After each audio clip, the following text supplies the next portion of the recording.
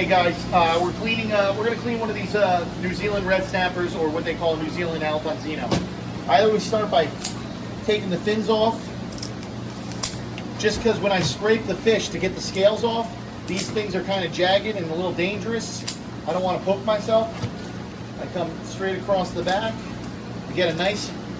Always have a good pair of kitchen shears.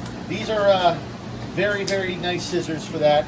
I don't even remember where I bought them. Some of them are on the internet, but they're good. It's the same things that a lot of Korean people use on the internet. I take the tails off just because this burns up. It gets a little charred. If you're putting it, especially putting it on the grill. And then where did I put my? Oh, there it is. And I got a scraper, a little scraper here, and you just take the scales off. They'll fly everywhere. You want to do this in a spot that's easy to with a hose, so you can rinse them off pretty easily. I always scale before I take the, I scale before I gut them, because it's easier to take the scales off from the whole belly than if it's all opened already. Oh man, Pam's holding the camera and she's getting shelled with all these stupid scales. And all the way up to here, there's meat, so you want to take the scales off there. You want to always get this back rib all the way up to the top, the whole belly you want to get.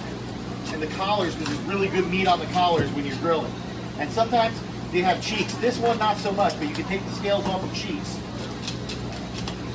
All right? And you hose them down. All right, he's almost ready to be cooked. If you have any loose scales around, you can check them out. But almost ready to be cooked, but we got to take the guts out. First thing we do, we cut the throat. Then we take the scissors and we go in between the breastbone. And you got to cut right through that first thing there and right down to his cloaca. How am I going to start? Up here, up at the throat, over here is where the gill plates are. You want to clip the front of the gill plate so you can tear everything out in one shot. And then it's just brute force. You grab the tops of the gills. These are sharp, so you got to be careful. I usually would put some kitchen gloves on, but I don't have any right now.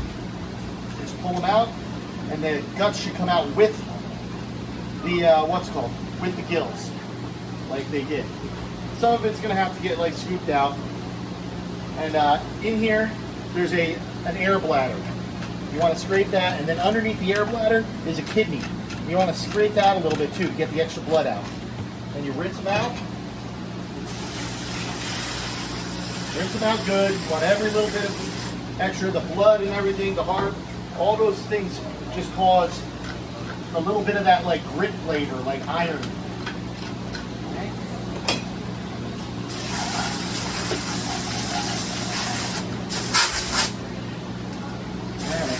And then once he's like that, he's ready to go on the grill. You can always I like to put a couple sprigs of rosemary and thyme and lemon wedges in there and fold it over.